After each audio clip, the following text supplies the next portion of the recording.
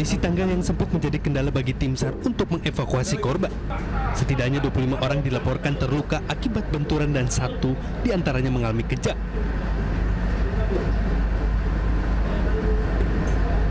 Seluruh korban yang terluka langsung dievakuasi ke kapal nasional Pacitan untuk dibawa ke rumah sakit terdekat.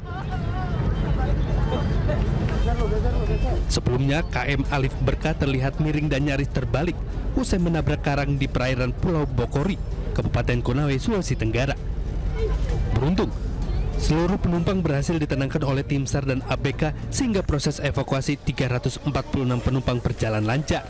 Mana penumpang yang berhasil kita evakuasi itu sebanyak 346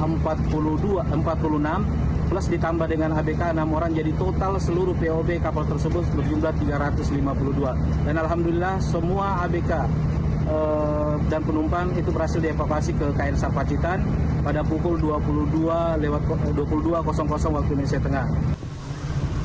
Kapal kandas saat berlayar dari Pelabuhan Langgara, Konawe Kepulauan menuju Kendari.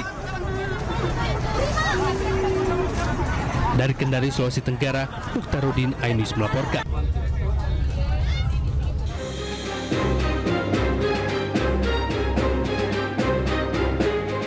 Inilah rekaman CCTV saat 2 orang kawanan pelaku curanmor beraksi di Jalan Jelambar, Grogol, Petamburan, Jakarta Barat.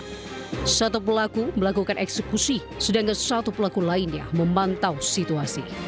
Alhasil, motor metik yang terparkir di pinggir jalan berhasil digasak dan pelaku memasukkannya ke dalam gang.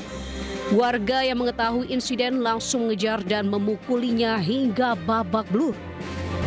Polisi yang tiba di lokasi mengamankan kedua pelaku beserta 4 pelaku kasus pencurian dan narkoba. Rekaman video CCTV viral kejadian curanmor di wilayah Jelambar. Kemudian berbekal informasi tersebut karena foto dari ataupun muka dari para pelaku jelas, kita koordinasi dengan masyarakat. Akhirnya dapat kita amankan 2 pelaku dari video tersebut. Akibat perbuatannya, 2 pelaku terancam hukuman 7 tahun penjara. Di Jakarta, Miftahul Gani melaporkan.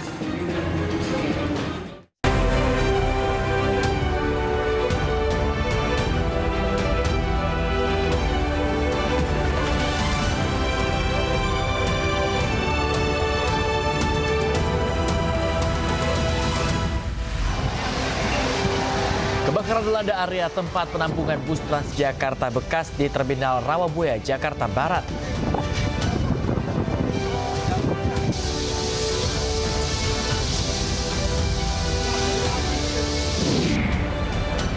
Pemulangan jemaah haji Indonesia ke tanah air dimulai pada 11 Juni.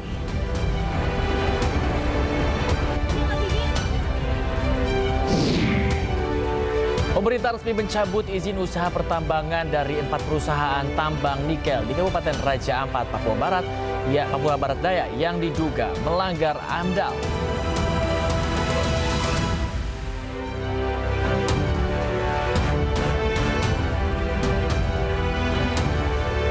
Halo, selamat pagi pemirsa. iNews Pagi kembali hadir melengkapi informasi Anda pada pagi hari ini. Ya, betul sekali Yasmin, dan selain 3 berita utama tadi, sejumlah informasi menarik lainnya juga telah kami siapkan khusus untuk Anda. Bersama saya Bayu Pradana. Dan saya Yasmin Natania. Pemirsa, inilah iNews Pagi selengkapnya.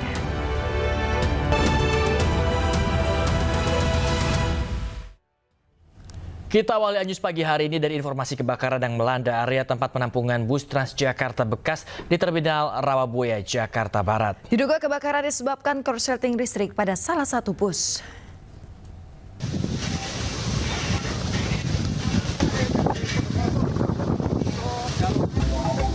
Asap membumbung tinggi di Terminal Penampungan Bus Transjakarta bekas di Rawabuaya, Jakarta Barat, Selasa sore. Hembusan angin kencang serta banyaknya bahan material mudah terbakar membuat kobaran api cepat merambat. Api menjalar dari satu bus ke bus lain yang terparkir berdekatan. 18 unit pemadam kebakaran dikerahkan untuk memadamkan kobaran api. Diduga kebakaran disebabkan korsleting listrik pada salah satu bus. Pak, ini perkiraan ada berapa bis, Pak? Bangkai bis, Pak, yang terbakar? Kita belum bisa perkirakan berapa bis. Kalau untuk sumber api, Pak, apa sudah diketahui, Pak? Sumber api mungkin dari korsleting dari satu bis. Belum diketahui jumlah bangkai bus Transjakarta yang terbakar dalam peristiwa ini. Dari Jakarta, Mitful Gani melaporkan. Pemirsa, seorang pria yang meneriaki penumpang wanita bus Transjakarta dengan perkataan teroris beberapa waktu lalu akhirnya diamankan polisi. Ya, motif pelaku ini lantaran stres terdesak kebutuhan ekonomi.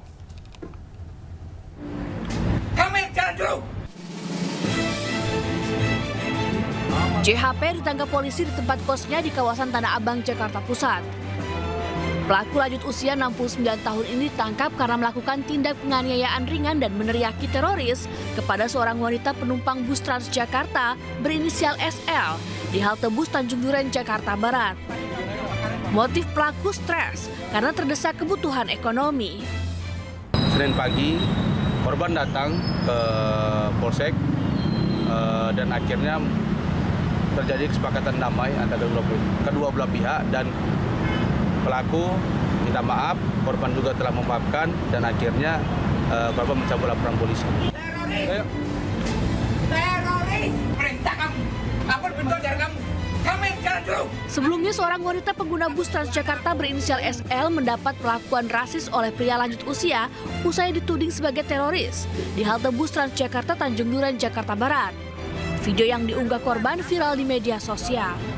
Kasus ini tak berlanjut ke meja hijau dan berujung damai karena pelaku sudah meminta maaf kepada korban. Dari Jakarta, Miftahul Gani, iNews melaporkan. Aksi koboi jalanan menodongkan senjata api di Jalan Tol Cipularang, kilometer 93 Purwakarta, Jawa Barat, viral di media sosial. Ya, usai viral, pemirsa, pelaku berhasil ditangkap polisi di rumah orang tuanya di kawasan Cinere, Depok, Jawa Barat.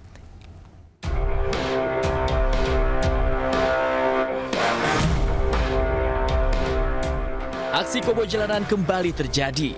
Pelaku menodongkan senjata api di Jalan Tol Cipularang, kilometer 93 Purwakarta, Jawa Barat. Usai aksinya viral, pelaku yang diketahui bernama Sofi Saputra, 42 tahun, akhirnya ditangkap polisi. Pelaku berhasil ditangkap unit Jatan Ras Satreskrim Polres Purwakarta di rumah orang tuanya di kawasan Cinere, Depok, Jawa Barat. Dalam pemeriksaan terungkap, benda yang ditodongkan pelaku ternyata sebuah korek api. Setelah beredarnya video tersebut, kami melakukan penyelidikan oleh Satreskrim, kemudian diperoleh data-data kendaraan dan juga data-data pemilik akun Lalamove tersebut. Akhirnya kami berhasil untuk menangkap terduga pelaku.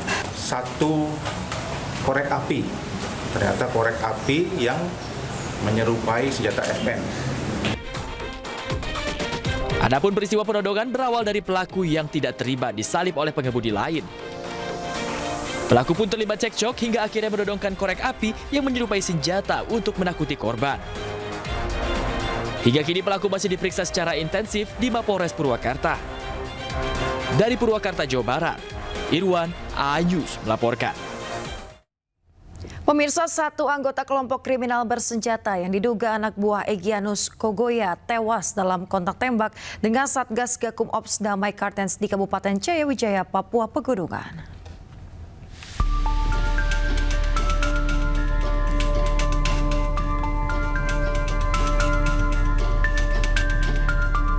Peristiwa terjadi saat tim Satgas Gakum melakukan patroli dan tiba-tiba terdengar tembakan dari arah kiri depan kendaraan tim. Aparat kemudian membalas tembakan tersebut. Dalam baku tembak, satu anggota KKB dilaporkan tewas dan ditemukan jatuh ke jurang. Jenazah KKB tersebut kemudian dievakuasi ke RSUD Wamena untuk proses identifikasi. Barang bukti yang diamankan dari lokasi, satu unit handy talkie atau HT, satu unit ponsel, dan satu bungkus ganja kering.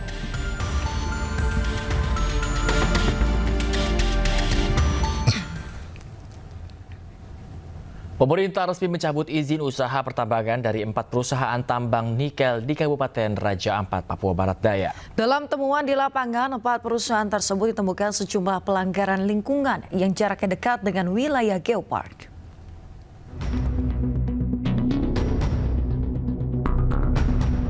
Pemerintah mencabut 4 izin usaha tambang nikel di Kabupaten Raja Ampat, Papua Barat Daya.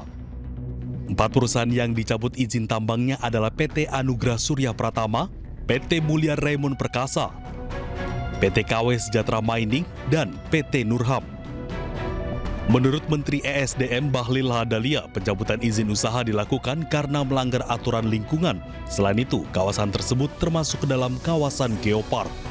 Sementara untuk kontrak karya untuk PT GAK, izinnya tidak dicabut karena dianggap jauh dari kawasan geopark. Meski demikian, pemerintah menegaskan akan tetap melakukan pengawasan khusus.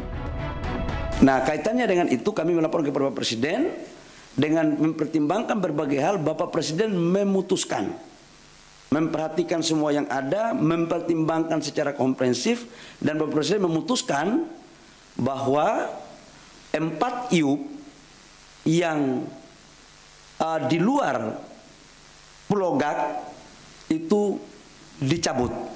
Dan saya langsung melakukan langkah-langkah teknis, berkoordinasi dengan Menteri Teknis, LH maupun Kementerian Kehutanan untuk kita melakukan pencabutan. Jadi mulai terhitung hari ini Bapak Ibu semua, pemerintah telah mencabut 4 IUP di Raja Ampat. Jadi ditanya apa alasannya? Alasannya adalah pertama memang secara lingkungan, yang kedua adalah memang secara teknis setelah kami melihat ini sebagian masuk di kawasan geopark, dan menurut yang ketiga adalah keputusan ratas dengan mempertimbangkan masukan dari pemerintah daerah dan juga adalah melihat dari tokoh-tokoh masyarakat yang saya kunjungi. Saya pikir itu. Dan sekalipun GAK tidak kita cabut, tetapi kita atas perintah Bapak Presiden, kita mengawasi khusus dalam implementasinya. Jadi amdalnya harus ketat, reklamasinya harus ketat, tidak boleh merusak terumbu karang. Jadi betul-betul kita akan awasi habis. Kebijakan ini diambil setelah pihaknya menurunkan tim untuk mengecek langsung kondisi di lapangan. Dan hasil pengecekan menunjukkan kawasan pesisir dan laut di sekitar Pulau GAK masih dalam kondisi baik. Dari Jakarta, Ayah Nufus Muhammad Fakih, iNews melaporkan. Pemirsa, viral di media sosial foto dan video sejumlah kapal yang diduga mengangkut biji nikel dari tambang nikel di Raja Ampat. Ya, netizen menyebut nama di lambung kapal mirip dengan inisial Presiden ke-7 RI Joko Widodo dan juga mantan Ibu Negara Iriana. Tonga-tonga, ikan,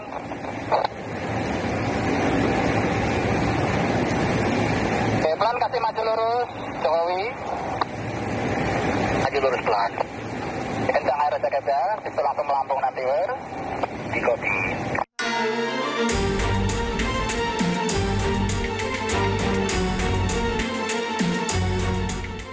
Media sosial diramaikan dengan foto dan video kapal diduga pengangkut biji nikel dari tambang nikel di Raja Ampat, Papua Barat Daya. Netizen menyebut nama di lambung kapal mirip dengan inisial Presiden ke-7 RI Joko Widodo dan mantan Ibu Negara Iriana, yakni JKW Mahakam dan Dewi Iriana. Namun belum ada bukti kuat terkait kepemilikan kapal yang dihubungkan dengan Jokowi dan kegiatan yang dilakukan kapal di lokasi tambang nikel. Sementara itu, dari data Direktorat Perkapalan dan Kepelautan Dirjen Perhubungan Laut Kementerian Perhubungan mengungkapkan ada 8 kapal dengan nama JKW Mahakam dan 6 kapal dengan nama Dewi Iriana. Kapal-kapal ini dimiliki oleh sejumlah perusahaan yang bergerak di sektor logistik dan pelayaran. Namun dari data Ditkapel Kemenhub tidak ada informasi terkait aktivitas kapal di tambang nikel Raja Ampat. Tim Liputan iNews melaporkan. Pemirsa, 2 perempuan warga negara Vietnam menganiaya seorang DJ perempuan di sebuah klub malam di Batam, Kepulauan Riau. Ya, kedua pelaku ditangkap polisi, pemirsa, di pelabuhan saat akan pulang ke negara asalnya.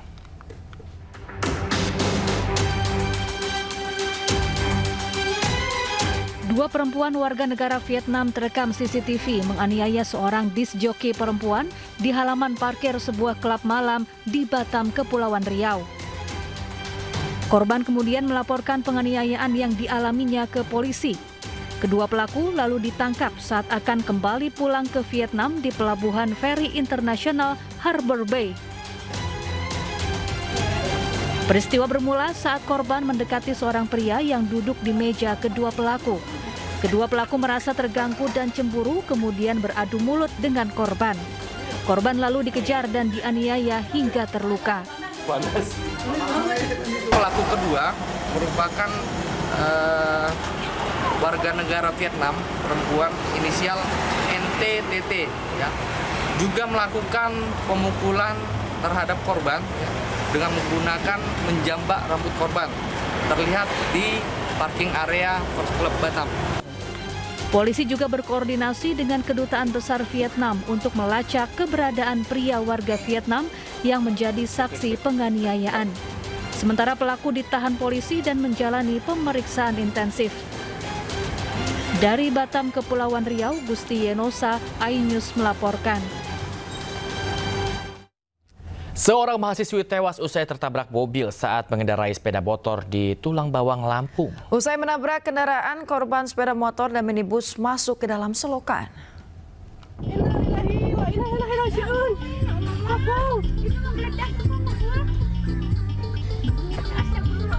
Inilah video amatir warga yang merekam sesaat usai terjadi kecelakaan maut antara minibus dan sepeda motor di kawasan Jalan Lintas Ruas Simpang Penawar Rawajitu, Tulang Bawang, Lampung. Dalam rekaman terlihat asap putih keluar dari kendaraan minibus yang terperosok ke selokan sedalam 3 meter usai menabrak kendaraan korban. Kecelakaan bermula saat kendaraan minibus melaju kencang dari arah Simpang Penawar menuju Rawajitu. Setibanya di lokasi, minibus diduga hilang kendali hingga menabrak motor korban. Kalau untuk korban dari yang sepeda motor meninggal dunia, ya meninggal dunianya dirujuk ketika di klinik. Untuk yang sopir sendiri masih dirawat. Jadi untuk sementara anggota juga belum dapat mengambil keterangan dari sopir sampai menunggu betul-betul bisa sehat kembali. Untuk kronologi sementara dan? Untuk kronologi sementara, jadi berdasarkan hasil olah TKP sementara disimpulkan dimungkinkan juga untuk pengemudi mobil minibus bisa hilang kendali. Kasus kecelakaan ini kini ditangani oleh unit Gakum Satlantas Polres Tulang Bawang. Sedangkan kedua kendaraan yang terlibat kecelakaan diamankan pihak kepolisian. Dari Tulang Bawang, Lampung, Ahmad Lutfi Rosyadi, iNews melaporkan. Ya, pemirsa, viral seekor anjing yang dikuliti hidup-hidup. Ya, pemirsa, ini sempat dinarasikan peristiwa memilukan tersebut terjadi di Sragen, namun polisi membantah.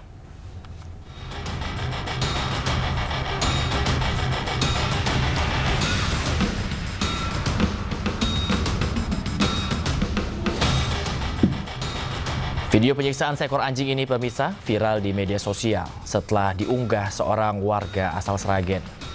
Pengunggah mengaku mendapat video tersebut dari media sosial dan hanya dibagikan ke kontak pribadi teman-temannya.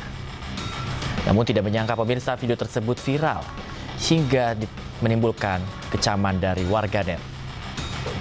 Dirinya pun meminta maaf perihal video yang diunggahnya dan berjanji menghapusnya. Sementara itu pemirsa, polisi yang melakukan penelusuran menyatakan aksi penyiksaan hewan ini tidak terjadi di Sragen dan polisi memburu pelaku penyiksaan.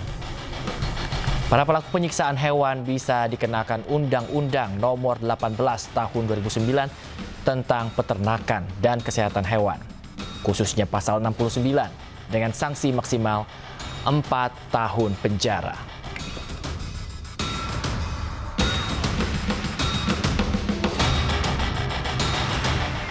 Dari pencariannya itu dia menentukan akhirnya memilih video hewan yang dikuliti hidup-hidup untuk sebagai lucu-lucuannya. Tentu terhadap AH kita lakukan pembinaan, kita melakukan edukasi, dan kemarin sudah melakukan permintaan maaf baik secara tertulis maupun by statement di video yang telah disebarkan. Pemirsa, banjir merendam ratusan rumah warga di Mandailing, Natal, Sumatera Utara. Ya, selain itu pemirsa, banjir juga memutus akses jalan lintas Sumatera karena ketinggian banjir mencapai 1 meter.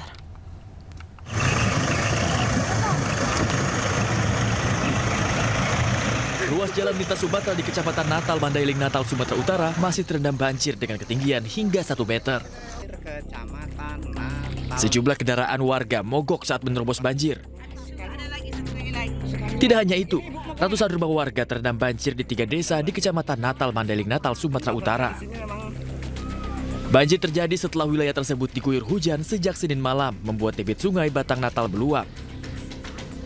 Di beberapa desa di Kecamatan Natal, yaitu wilayah desa Patiluban Mudik, Belimbing, Bunda Kasih, dan Patiluban Hilir. Dan pada saat ini kemudian situasinya tidak dapat dilalui oleh kendaraan roda 2. Meski posko pengungsian telah tersedia, namun sebagian besar warga masih bertahan di rumah yang terendam banjir. Warga korban banjir berharap bantuan pakaian, selimut, dan kebutuhan sehari-hari lainnya. Dari Mandailing Natal, Sumatera Utara, Ahmad Hussein Lubis, iNews melaporkan. Pemirsa, selamat menunaikan ibadah sholat subuh untuk Anda yang berada di wilayah Jakarta dan sekitarnya. Kita kembali di iNews Pagi. Polisi meringkus 2 pengedar obat keras dan psikotropika di sebuah kontrakan di kawasan Bojonggede, Kabupaten Bogor, Jawa Barat. Dari tangan keduanya, petugas mengamankan ribuan obat terlarang.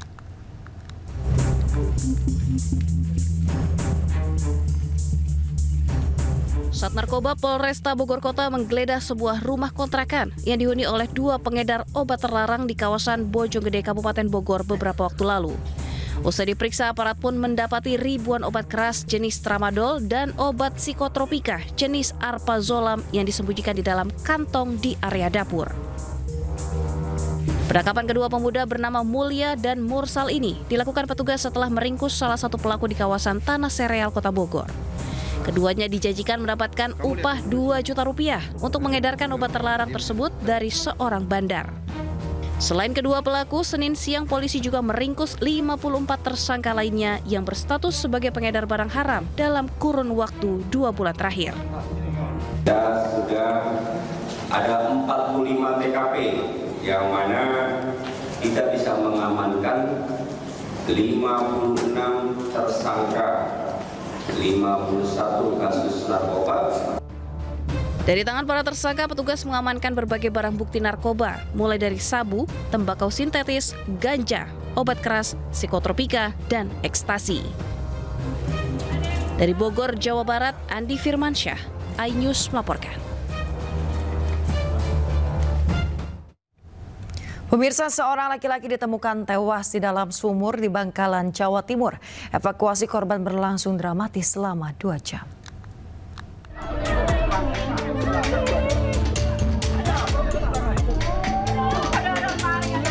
Petugas dibantu warga mengevakuasi SF, warga desa Keranggan Timur, Kecamatan Galis, Bangkalan, Jawa Timur yang terjatuh ke dalam sumur.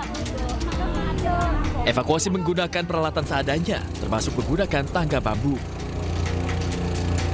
Proses evakuasi dramatis berlangsung selama 2 jam. Jasad korban berhasil dievakuasi setelah seorang anggota Babinsa turun ke dalam sumur. Korban terjatuh ke dalam sumur saat akan mandi pada sore hari dan diketahui memiliki riwayat sakit epilepsi. Korban kalau mandi di kamar mandi, cuman pada saat kejadian korban ingin mandi di sumur karena airnya hangat. Informasi dari istri seperti itu. Setelah korban mandi, istri meninggalkannya sebentar. Setelah balik lagi, korban dinyatakan hilang atau tidak terlihat oleh istrinya.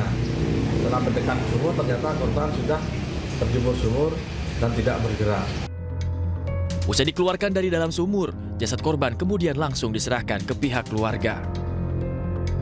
Dari Bangkalan, Jawa Timur, Taufik Syahrawi, iNews melaporkan. Pengadilan Negeri Sleman tolak permohonan intervensi yang diajukan tim UGM dalam sidang gugatan Perdata Jokowi. Informasi lengkapnya kami hadirkan usai jeda, tetaplah di iNews Pagi.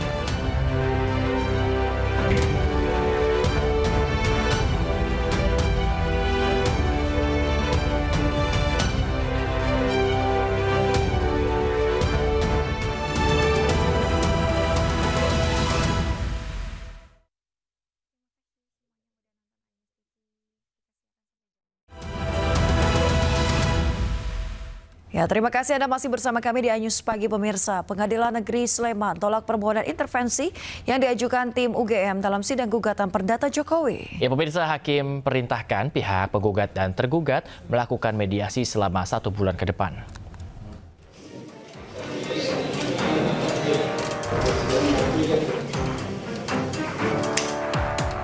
Pengadilan Negeri Sleman, Yogyakarta kembali menggelar sidang gugatan perdata terkait polemik ijazah Presiden ke-7 Joko Widodo. Agenda sidang adalah putusan selas terkait permohonan intervensi yang diajukan tim tolak ijazah palsu usaha gak punya malu atau tim tipu UGM. Majelis Hakim yang diketuai Cahyono menolak permohonan intervensi tersebut. Majelis Hakim kemudian memerintahkan pihak penggugat dan tergugat untuk melanjutkan pemeriksaan perkara melalui proses mediasi. Para pihak berperkara diberikan waktu melakukan mediasi selama 30 hari dan jika belum menemui titik terang bisa diperpanjang 15 hari. Sidang akan kembali dilanjutkan setelah Majelis Hakim menerima laporan dari Hakim Mediator. Setelah nomor 106 PDTP 2025 Pengadilan Negeri Sleman. Demi keadilan berdasarkan Ketua Masa Pengadilan Negeri Sleman yang memeriksa dan memutus perkara perdata pada tingkat pertama telah menjatuhkan putusan selah sebagai berikut. Mengadili 1. Menolak permohonan intervensi yang diajukan oleh pemohon intervensi. 2. Memerintahkan para pihak untuk melanjutkan pemeriksaan perkara hingga pokok materinya. 3. Melanjutkan biaya perkara hingga putusan akhir. Ya, Menanggapi putusan ini, pemohon intervensi mengaku tidak setuju dengan putusan hakim yang menyebut pihaknya tidak punya hubungan hukum secara langsung. Kami menghormati putusan dari Majelis Hakim, tetapi ada beberapa catatan yang kami tidak setuju dengan putusan tadi ya. Jadi yang pertama adalah bahwa kami tidak punya hubungan hukum secara langsung. Itu kami tidak setuju karena memang faktanya kan kami menggugat di Solo dan kami punya kepentingan juga di sini dalam gugatan ini. Sebelumnya, Advokat Komardin menggugat 8 orang mulai dari pimpinan UGM hingga dosen pembimbing Jokowi terkait polemik ijazah Presiden ke-7 Joko Widodo. Komarudin juga menggugat UGM senilai 69 triliun rupiah. Dari Sleman, Yogyakarta, Heri Trijoko, iNews melaporkan. Pemirsa, Sekretaris Jenderal Perhimpunan Advokat Indonesia Bersatu, Ade Darmawan, diperiksa Polda Metro Jaya terkait kasus tuduhan ijazah palsu Presiden ke-7 Republik Indonesia Joko Widodo pada hari ini.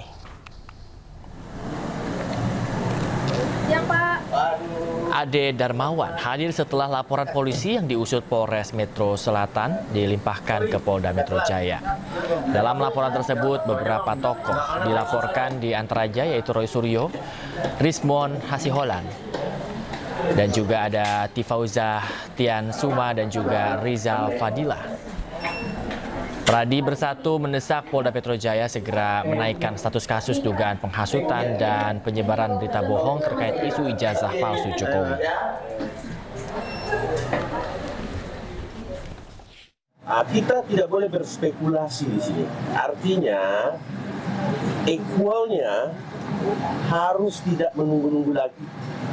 Saya akan mendesak penyidik di sini.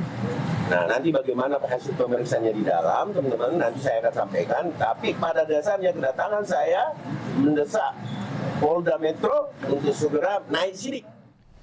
Pemirsa, KPK mendatangi kantor Kementerian Pekerjaan Umum terkait dugaan gratifikasi yang diterima oleh salah satu pejabat Kementerian PU.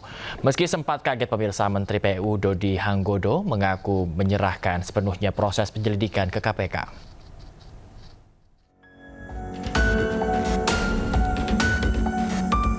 Menteri Pekerjaan Umum Dodi Hanggodo mengaku tidak mengetahui jika kantornya akan didatangi KPK. Dodi juga mengaku belum mendapatkan laporan tentang hasil pertemuan KPK dengan Inspektorat Jenderal Kementerian PU. Namun ia mendorong pengusutan lebih lanjut terkait kasus gratifikasi di lingkup Kementerian PU. Masa? Saya tidak tahu, saya dari istana. Terkait kasus kelanjutannya gimana, Pak? Kan kita tahu. Ya, nunggu laporan dari Irjen lah pastilah, saya nggak tahu. Kan sesuai arahan saya aja. Minggu lalu kan saya sudah mengarahkan segera dipindahkan barang itu ke ke KPK gitu. Kan sudah. Mungkin itu atas arahan itu KPK datang. Saya nggak tahu lebih. Sebelumnya, juru bicara KPK Budi Prasetyo mengatakan pihaknya telah mendatangi Kementerian PU untuk melakukan koordinasi terkait pemberantasan korupsi usai ramai adanya dugaan gratifikasi oleh seorang pejabat Kementerian PU untuk biaya pernikahan anaknya. Dari Jakarta, Tim Liputan iNews melaporkan. Kejaksaan Agung memeriksa mantan staf khusus Mendikbudristek era Nadiem Makarim dalam kasus dugaan korupsi pengadaan laptop berbasis Chromebook tahun 2019 hingga 2022. Masih dalam pemeriksaan. Ya, kami jalan dulu. Salah satu staf sus Nadiem, Fiona Handayani, tiba pukul 9.30 di Kejagung dan enggan menjawab pertanyaan awak media. Sementara kedua staf khusus lainnya, Ibrahim Arif dan Juristian akan diperiksa di waktu terpisah. Ketiganya sempat mangkir 2 kali dari pemanggilan yang berujung pada pencegalan berpergian ke luar negeri pemirsa. Kasus dugaan korupsi ini naik ke tahap penyidikan pada pertengahan Mei.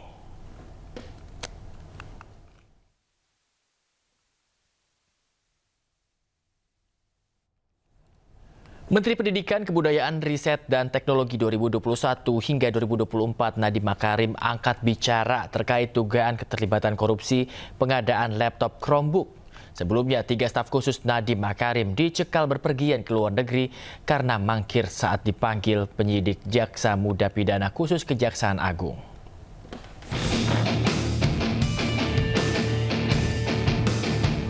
Kasus dugaan korupsi pengadaan laptop Chromebook masih bergulir. Beberapa waktu lalu, Kejaksaan Agung menggeledah kantor Kementerian Pendidikan, Kebudayaan, Riset, dan Teknologi. Kasus ini diduga telah merugikan negara sebesar 9,9 triliun rupiah. Dalam hal ini, mantan Menteri Pendidikan, Kebudayaan, Riset, dan Teknologi Nadiem Makarim pun angkat suara. Saya tidak pernah menoleransi praktik korupsi dalam bentuk apapun. Saya mengajak masyarakat untuk tetap kritis, namun adil. Tidak terburu-buru dalam menarik kesimpulan di tengah derasnya opini yang dibentuk. Saya percaya masyarakat Indonesia berhak mendapat kejelasan dan keterbukaan. Saya berkomitmen untuk bersikap kooperatif demi menjernihkan persoalan ini. Sebelumnya, pada 5 Juni lalu, Kejaksaan Agung mengeluarkan surat pencekalan ke luar negeri kepada 3 staf khusus mantan Menteri Pendidikan, Kebudayaan, Riset, dan Teknologi ini. Mereka adalah Fiona Handayani, Ibrahim Arif, dan Juristian. Ketiganya bertugas sebagai tenaga teknis. Pencekalan dampak dari mangkirnya mereka saat dipanggil untuk diperiksa. Penyidik telah menggeledah rumah ketiganya. Dari hasil penggeledahan, penyidik menyita sejumlah barang elektronik seperti gawai dan laptop. Tim Liputan iNews melaporkan. Kejaksaan Agung masih membuka peluang memeriksa Nadiem Makarim terkait dugaan korupsi pengadaan laptop yang merugikan negara senilai 9 triliun rupiah. Meski demikian, pemirsa, Kejaksaan Agung masih harus menyelidiki apa keterkaitan 3 orang yang sudah diperiksa sebelumnya dengan Nadiem Makarim. Saya akan berjuang untuk kemerdekaan belajar. Kejaksaan Agung masih membuka peluang memeriksa Nadiem Makarim terkait dugaan korupsi pengadaan laptop yang merugikan negara senilai 9 triliun rupiah. Meski demikian, Kejaksaan Agung masih harus menyelidiki apa keterkaitan 3 orang yang sudah diperiksa sebelumnya dengan Nadiem Makarim. Meski sebelumnya sudah ada 28 orang yang dipanggil dan diperiksa sebagai saksi atas kasus ini. Itu yang kita sampaikan tadi, bahwa dalam kapasitas sebagai staf khusus, konsultan, tenaga ahli, tenaga ahli teknis. Nah, itulah yang akan digali perannya, perbuatan dari ketiga ini seperti apa. Apakah ada kaitannya dengan orang lain atau tidak? Lalu, apakah itu merupakan bagian dari tugasnya staf sus? Nah, kan akan digali juga di situ. Nah, kalau itu bagian dari tugasnya sampai seperti apa? Nah, lalu siapa yang perintahkan? Apa yang menjadi hasil dari tugasnya? Apakah itu dijadikan sebagai dasar untuk proses lanjutan terhadap proses pengadaan Chromebook itu. Nah, semua pertanyaan-pertanyaan itu akan digali untuk menentukan apakah ada kaitan yang tiga ini dengan orang lain atau pihak lain. Ya, saya kira nanti perkembangan penyidikan ini akan menjawabnya. Sebelumnya penyidik kejaksaan bekerja sama dengan petugas keamanan menggeledah salah satu unit apartemen di kawasan Jakarta Barat dan Jakarta Selatan pada tanggal 21 Mei 2025. Dalam penggeledahan, penyidik menyita sejumlah barang bukti berupa dokumen dan elektronik. Diduga, kerugian negara akibat proyek pengadaan laptop Chromebook itu mencapai 9,9 triliun rupiah. Tim Liputan iNews melaporkan.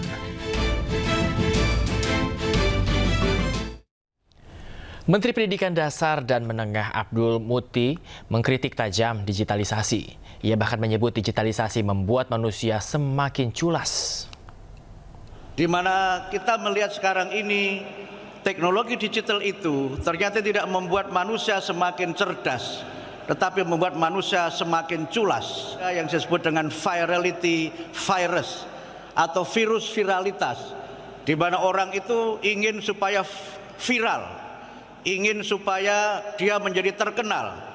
Dalam konteks ini, Twenge menyebut istilah yang disebut dengan narcissism epidemic atau penyakit narsisme, di mana orang dikit-dikit upload, dikit-dikit upload. Upload kok dikit-dikit, kira-kira begitu. Yang kadang-kadang orang yang penting viral. Soal itu sesuai dengan moral atau tidak itu belakangan. Pemirsa, Presiden RI Prabowo Subianto gelar rapat terbatas bersama sejumlah menteri di Istana Negara Jakarta kemarin. Dalam rapat tersebut, Giant Seawall maksud kami, hingga pengelolaan sampah ini dibahas, pemirsa. Jadi mengenai masalah sampah ya, karena kita tahu ini juga di problem lingkungan dan tadi ada mekanisme hulu dan hilir. Jadi di daerah-daerah itu sudah ada yang mengerjakan dari hulu melibatkan masyarakat, ada juga yang berorientasi hilir. Nah, yang hilir ini kan menumpuk tempat sampah di TPA. Ada identifikasi oleh Pak Menteri KLA ada 33 titik. Nah, itulah yang akan digunakan mekanisme namanya waste to energy, merubah sampah menjadi energi. Nanti Danantara berperan di sana. Sementara 33 nanti kita hari Selasa rencana akan kita undang pada daerahnya. Kemudian ada juga pada daerah yang baru yang mungkin belum tahu. Nah, kemudian yang untuk yang mekanisme hulu tetap kita dorong yang melibatkan masyarakat sejak awal dalam rangka apa reduce, recycle, reuse, recycle. Sehingga ketika sudah di hulu ditangani di tempat pembuangan air.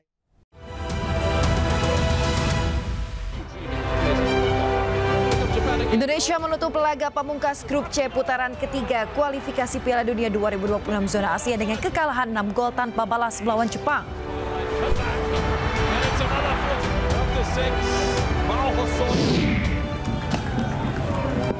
Dua warga negara Indonesia ditahan terkait protes kebijakan imigrasi pemerintahan Donald Trump di Los Angeles.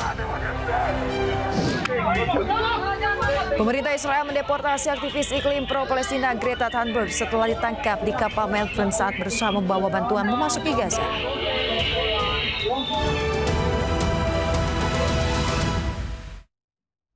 Anda masih di News Pagi, pemirsa, bersama saya Bayu Pradana dan rekan saya Yasmin Atania. Dan pemirsa, demikian tadi adalah berita pilihan dalam News Pagi hari ini. Dan kita akan ke informasi berikutnya, pemirsa. Indonesia menutup laga pamungkas grup C putaran ketiga kualifikasi Piala Dunia 2026 zona Asia dengan hasil yang negatif. Ya, bertandang ke markas Jepang, skuad Garuda dibantai 6 gol tanpa balas. Last Memphis. And what is a wonderful venue.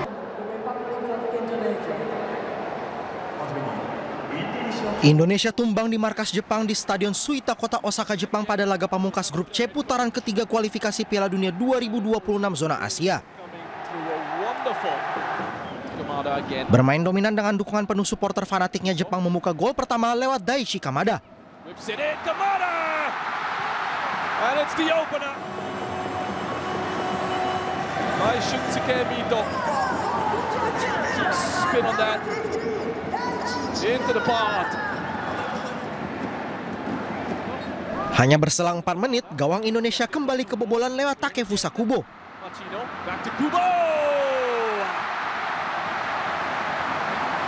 And it's two. Convention here. The set piece from Japan is catching out. Sano. Menjelang jeda, pasukan Haji Memoriasu bisa menambah gol lagi. Gol datang dari Kamada sekaligus gol keduanya pada laga ini. Still with Kamada, and he finds the finish again. Going also sweetly in Sano, causing chaos, and then Kamada with the composure and the quick feet and pace. Pada babak kedua, skuad Samurai Biru mencetak gol keempatnya lewat Ryoya Morishita. To the far side for that finish from Morishita. He gets his head up, really good awareness, and that focus there from Morishita. Come around. Lalu pada menit ke-58, Jepang kembali menambah pundi-pundi golnya lewat Shuto Machino memanfaatkan kesalahan kiper Indonesia Emil Audero. And looking for that offside flag, it was clearly on. And Machino, after that flicking behind from Kubo, that's a contact off the shin. That's exactly what Shuto Machino has done. Kota Tawaratsumida. Pesta gol Jepang ditutup Mao Hosoya yang dicetaknya pada menit ke-80. Japan. Up to 6, Mao Hosoya. 21-year-old Kota Tawaratsumida is a very exciting talent. This is club football for FC Tokyo. Hasil ini tidak berpengaruh bagi kedua tim karena Jepang sudah lolos langsung ke Piala Dunia 2026, sedangkan Indonesia dipastikan lolos ke putaran keempat kualifikasi Piala Dunia 2026 zona Asia. Hasil ini juga membuat Jepang yang kokoh di puncak klasemen sementara kini mengoleksi 23 poin, sedangkan Indonesia di posisi keempat grup C dengan 12 poin. Pemirsa, penyerang timnas Indonesia Stefano Lillipali menyatakan kekecewaannya usai skuad Garuda dibantai Jepang 6 gol tanpa balas pada laga grup C putaran ketiga kualifikasi Piala Dunia 2026 zona Asia. Ya, meski begitu pemirsa, penyerang yang membela Borneo FC itu tetap termotivasi untuk menatap putaran keempat. A little bit bitterness because we lose 6-0 here and we already expected it will be a difficult game here. They play at home and they have a lot of quality. We try to give our best and luckily we already qualified for the next round. That's the only good thing today. Of course, we're highly motivated to play the play in the next round. And like I said, this is a little bit sad. We lost 6-0, but we knew it will be a really difficult game here. So it's not a shame that we lose here. Okay, 6-0. It hurts, but it's not a shame to lose from this team. Nah, I think we have the best fans in the world. If you see how many people are here in the stadium, the fans from Indonesia, they come to support us. It's amazing. And I'm very disappointed, of course, with the result.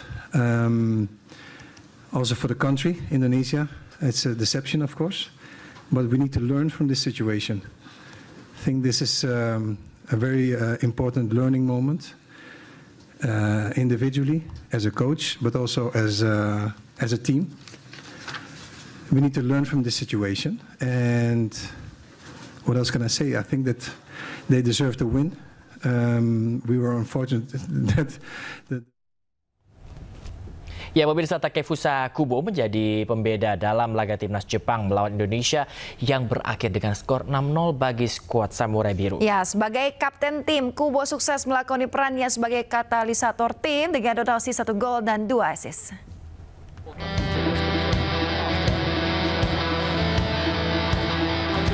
Jepang memberondong 6 gol ke gawang timnas Indonesia pada laga penutup grup C putaran ketiga kualifikasi Piala Dunia 2026 zona Asia.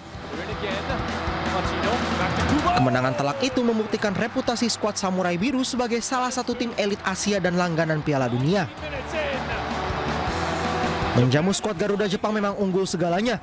Selain kolektivitas dan kohesi antar lini, kemampuan individu pemain Jepang menjadi pembeda. Termasuk sang kapten Takefusa Kubo yang turut menyumbang 1 gol. Pantas jika Kubo dinobatkan sebagai pemain terbaik dalam laga Jepang melawan Indonesia di Stadion Suita, Osaka. Pemain yang membela Real Sociedad itu sukses memimpin tim sekaligus menjalankan perannya sebagai katalisator tim. Pemain berusia 23 tahun itu tampil sebagai monster bagi pertahanan Indonesia. Tidak hanya cepat dan gesit, Kubo juga presisi dalam mengoper bola serta punya visi bermain brilian. Melawan Garuda, Kubo tidak hanya berhasil merobek gawang Emil Audero, namun ia juga memberikan 2 assist bagi kolega yang dikonversi menjadi gol. Pemirsa, 4 pemain naturalisasi untuk timnas wanita resmi menjadi warga negara Indonesia setelah diambil sumpahnya di Jakarta. Iya, nantinya 4 pemain ini diproyeksikan untuk memperkuat skuad Garuda Pertiwi untuk mengarungi kualifikasi Piala Asia Wanita.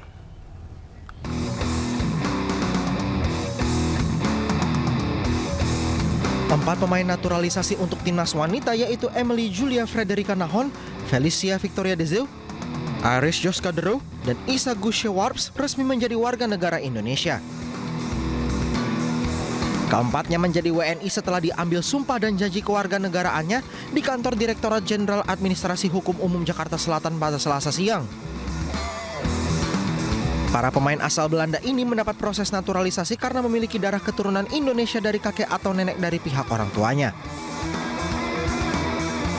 Melakukan naturalisasi ini setelah memperlakukan berbagai macam pertimbangan dari tim 4 ya, TP4 ya, baik Kementerian Hukum, Kementerian Sekretariat Negara, Mendagri dan juga dari PSSI atau cabang organisasi yang menanganinya. Keempat, atlet sepak bola wanita atau perempuan ini sudah mendapat persetujuan, pertimbangan dan persetujuan dari DPR RI, Komisi 13 dan juga Komisi 10, dan juga telah ditetapkan dalam paripurna DPR juga, dan juga telah diusulkan oleh Presiden Republik Indonesia.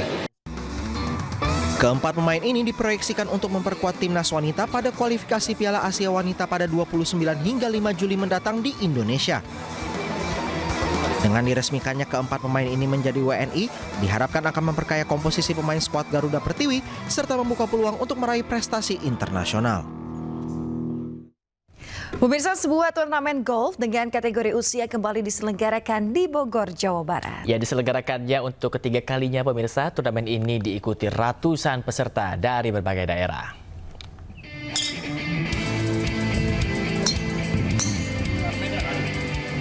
Perhimpunan Pegolf Senior Indonesia atau Perpesi kembali menggelar turnamen golf reguler di Golf Bogor Raya, Jawa Barat.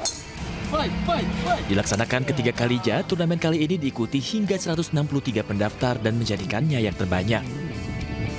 Meski demikian, karena keterbatasan kuota, hanya 148 peserta yang dapat mengikuti turnamen dengan kategori usia ini. Tidak hanya peserta dari Jakarta, turnamen kali ini pun diikuti pegolf dari Jawa Barat, Jawa Tengah, Sumatera Selatan, hingga Sulawesi Selatan. Peserta daripada turnamen kita kali ini sejumlah 148 juga merupakan jumlah yang terbanyak yang kita selenggarakan pada tahun ini. Turnamen kali ini ditutup dengan pemberian medali kepada para pemenang dalam mengikuti kejuaraan golf berbagai kelompok umur. Rencananya Perpesi akan kembali menyelenggarakan turnamen golf bergengsi pada 19 Agustus 2025 mendatang. Dari Bogor, Jawa Barat, Tim Liputan iNews melaporkan.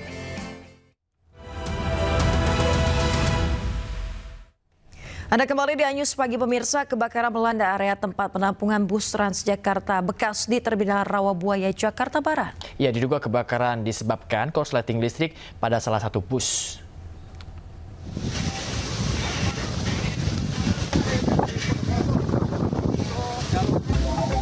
Asap membumbung tinggi di terminal penampungan bus Transjakarta bekas di Rawabuaya, Jakarta Barat, Selasa sore. Hembusan angin kencang serta banyaknya ban material mudah terbakar membuat kobaran api cepat merambat. Api menjalar dari satu bus ke bus lain yang terparkir berdekatan.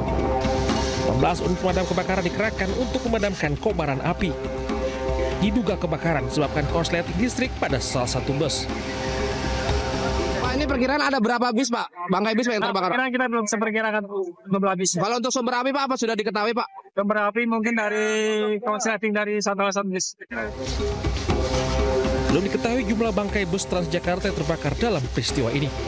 Dari Jakarta, Mitful Gani melaporkan. Ratusan penumpang kapal motor berkah panik sementara 25 lainnya luka usai kapal yang mereka tumpangi menabrak karang dan karam di perairan Pulau Bokori, Kabupaten Konawe.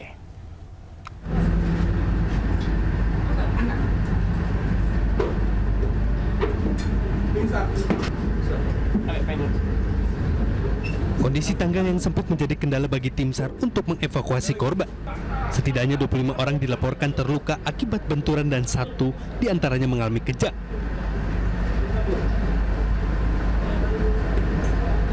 Seluruh korban yang terluka langsung dievakuasi ke kapal nasional Pacitan untuk dibawa ke rumah sakit terdekat.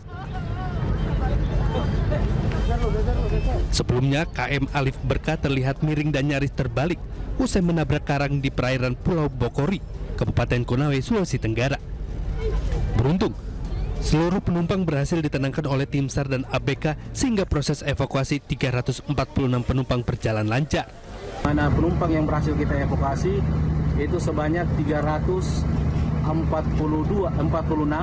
plus ditambah dengan ABK 6 orang, jadi total seluruh POB kapal tersebut berjumlah 352. Dan alhamdulillah semua ABK dan penumpang itu berhasil dievakuasi ke KN SAR Pacitan pada pukul 22.00 waktu Indonesia Tengah.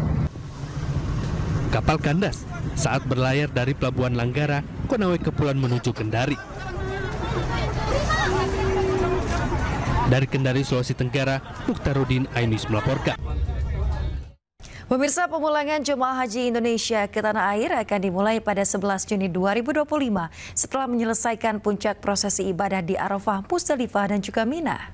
Ya pemirsa, Kementerian Agama menghimbau agar jemaah menjaga kondisi fisik sehingga tetap prima jelang pemulangan.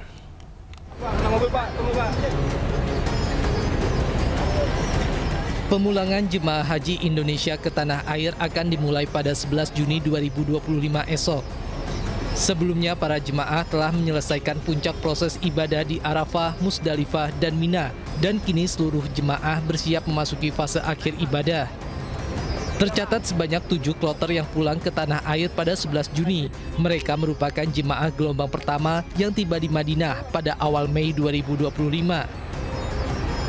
Kepala Biro Humas dan Komunikasi Publik Kementerian Agama Ahmad Fauzin mengimbau agar jemaah menjaga kondisi fisik sehingga tetap prima jelang pemulangan, termasuk saat melaksanakan tawaf wada sebagai penutup ibadah di Tanah Suci.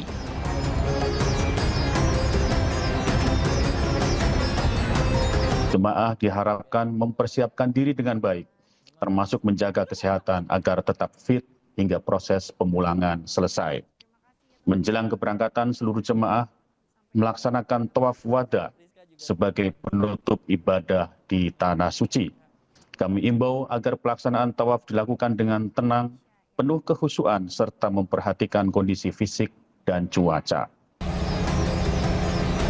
Selain itu, layanan bus selawat kembali beroperasi guna mendukung mobilitas jemaah dari hotel ke Masjidil Haram maupun sebaliknya. PPIH Arab Saudi bekerjasama dengan maskapai akan melakukan proses penimbangan barang bawaan secara bertahap. Diimbau agar jemaah tidak membawa barang yang dilarang. Pastikan barang berharga disimpan dengan aman serta koper diberi tanda pengenal yang jelas. Diharapkan jemaah dapat menjaga ketertiban dan kenyamanan di pemondokan.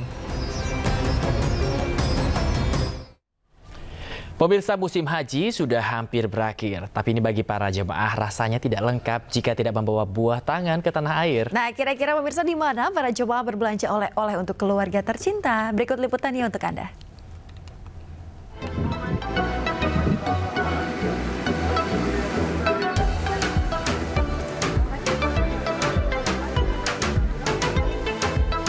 Disinilah tepatnya para jemaah haji berbelanja aneka berbagai barang untuk dijadikan oleh-oleh bagi para keluarga tercinta yang sudah menunggu di tanah air. Ya, mulai dari beragam jenis kurba, parfum, sajadah, busana muslim, dan aneka souvenir khas Arab Saudi dijajakan di kawasan Corniche Commercial Center ini. Soal harga, Anda tidak perlu khawatir. Asal Anda pandai menawar, Anda bisa mendapatkan barang dengan harga yang cukup murah. Bahkan di sini Anda juga bisa membayar dengan rupiah. Ini saya 200.000 dikasih 12 biji. Oh, 12 langsung ini. dengan rupiah atau rial? Saya pakai rupiah. Oh, bisa ya? Bisa pakai rupiah, tidak harus pakai rial. Ini rencana beli parfum sebanyak ini untuk apa, Pak? Ya kita buat ya oleh-oleh bagi-bagi ya tetangga, saudara gitu. Berada di tepian Teluk Laut Merah, kawasan ini dilengkapi lebih dari 700 toko yang diramaikan lebih dari 5.000 pengunjung. Dengan suasana yang nyaman dan berbagai pilihan barang, Corniche Commercial Center menjadi destinasi belanja favorit bagi para jemaah haji Indonesia sebelum pulang ke tanah air. Dari Jeddah, Arab Saudi, Armidian Kurniawan, Ayus melaporkan. Pemirsa, brand kopi instan terkemuka di Indonesia secara resmi memperkenalkan girl group K-pop ternama Baby Monster sebagai brand ambassador terbarunya. Ya, penunjukan brand ambassador terbaru ini juga menandai diluncurkannya 2 varian kopi instan terbaru.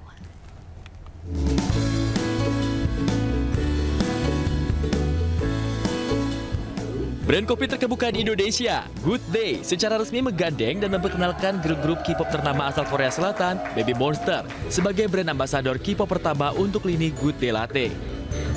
Kolaborasi ini menyatukan semangat keduanya yang sama, yaitu berjiwa muda, penuh energi, dan kaya cita rasa.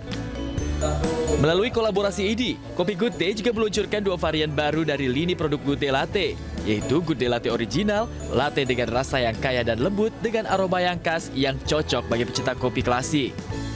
Good Day Latte juga memiliki varian butterscotch dengan perpaduan rasa manis dan creamy dengan sentuhan butterscotch yang unik. Gandeng Baby Monster ini kita akan semakin dekat dengan generasi muda karena kan seperti dilihat Baby Monster ini kan ikon global yang sangat energik, semangat dan penuh inspiratif.